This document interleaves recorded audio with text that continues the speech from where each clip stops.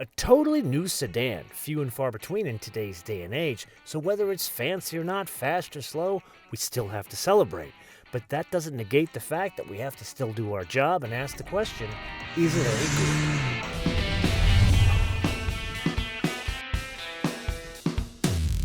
Back in July, you and I already covered the name, rank, and serial number of this, the all-new Kia K4, in a very in-depth tech review. So today we're going to kick things off by asking the obvious question, why is this important? No, the answer is not the name.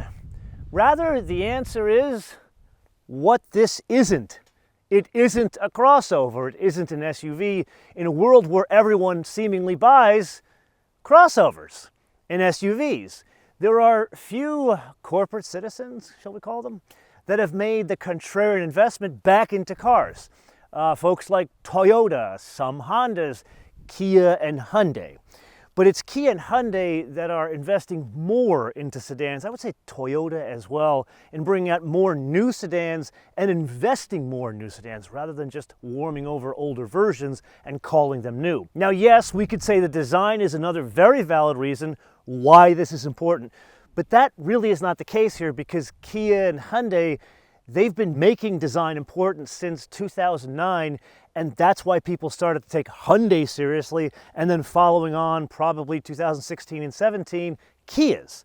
Really, this is about putting it all together, not just investing into sedans and designs, but also making it all work. Great example. They came out with an $80,000 electric crossover.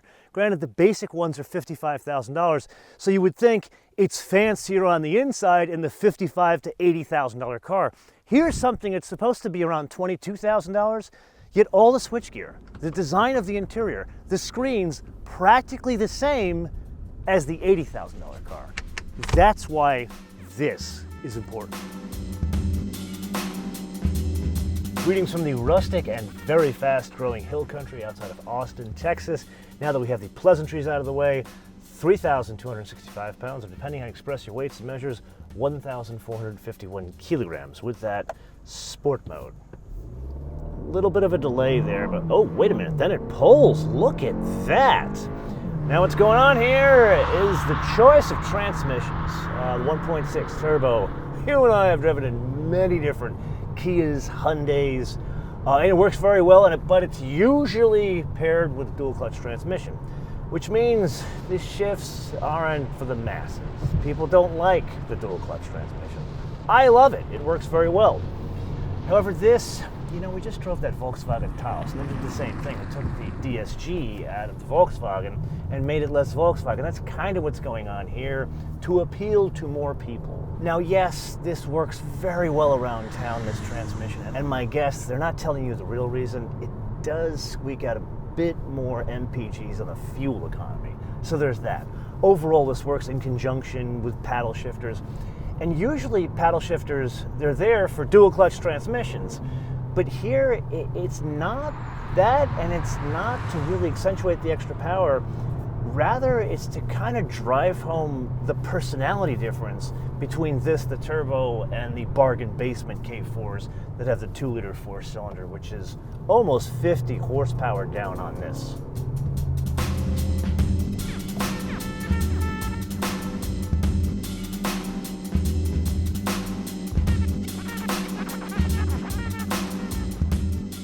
So yes, it's time for you and I to play a round of your favorite game, the options game.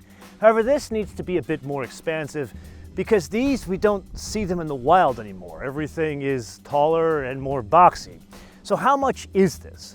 Well, the most basic one is $21,990. What does that mean? That's a car with a 2-liter engine and under 150 horsepower. That car's been in the market for about 6 months now, so you've seen them even on the forecourt of like Costco.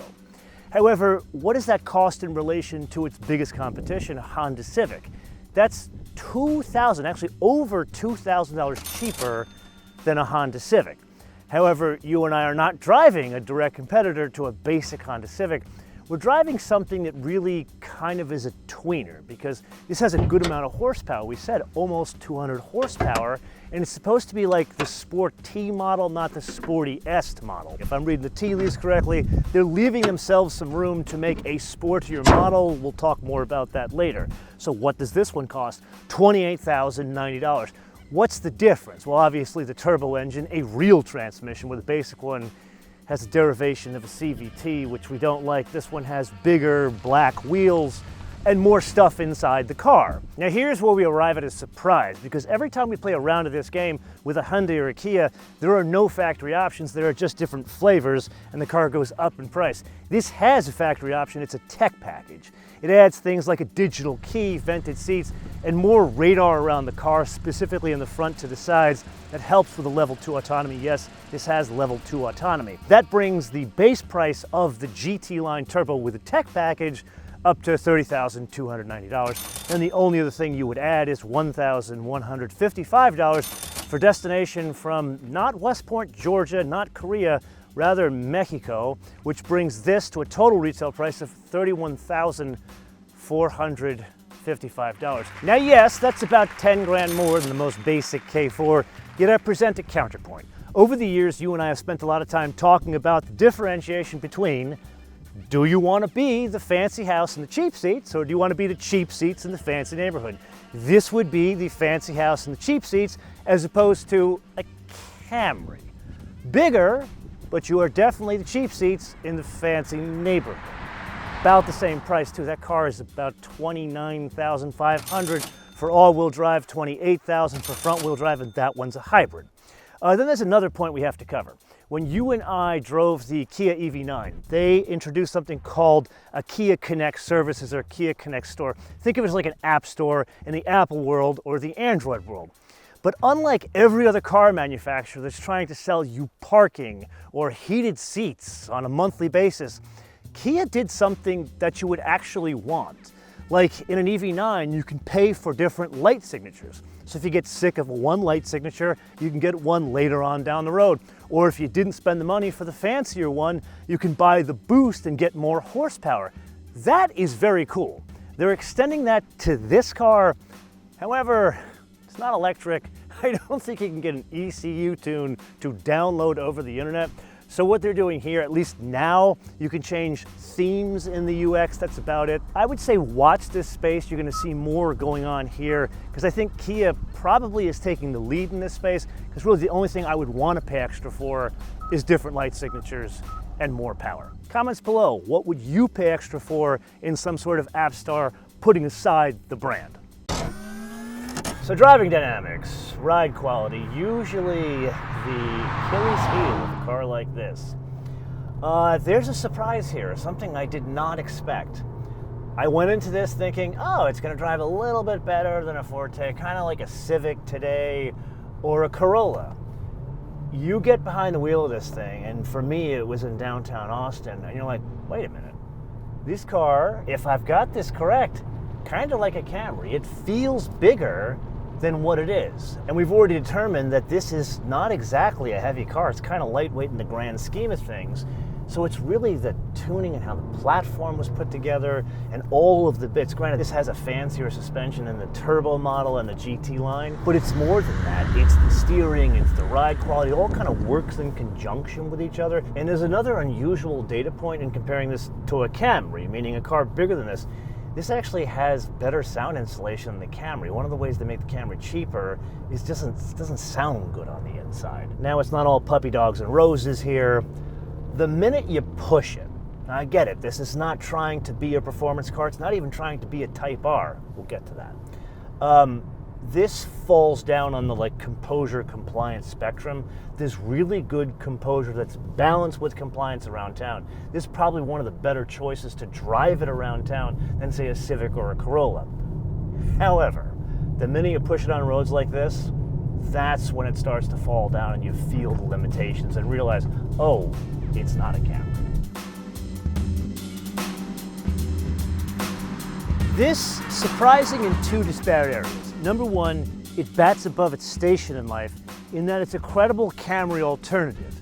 Yeah, packaging, it's smaller, but it'll do 90% of what a Camry will, but it'll do so significantly sportier. And then second, it is significantly better to drive than its direct competitors. Now, huge asterisk there, it has to be the one with the turbo engine and the multi-link in the back, not the one with the low horsepower and sort of CVT. And that brings us to the wish list. Now, Kia, they've already told us they're going to bring us a hatchback version of this somewhere halfway between 2025. Now, the reality is that's not the one we want. What we want is as follows. You price this thing the way it sits, $31,500. That's leaving you a lot of room, and I'm guessing you could put the 2.5 turbo, which already does about 300, 310 horsepower and other Hyundai Kia products, bring back the dual clutch, and then make it all-wheel drive. You see where I'm going here, but most importantly, you make it cheaper than the mid-level GR Corolla, which is about 45, 46. So let's call it 42 grand for a GR Corolla K4. So basically, a hot hatch boy racer car that is not a hatch. You see where I'm going with this? There's no one else doing this, at least for that price. And I'm thinking that would be a complete home run on a platform that already works beautifully, and we would need adjustable dampers for that 42 grand. But I am just one man. Point of the episode to turn on to you guys to opine in the comments below, or via our social media, MotoMan TV Homeward, MotoMan TV Homeward, Facebook, Twitter, and Instagram. Now with that, if you found this episode fascinating, I would highly suggest you go reacquaint yourself with GR Corollas to see where I'm going on this. You can see those episodes here. Until I see you in the next episode, bis später.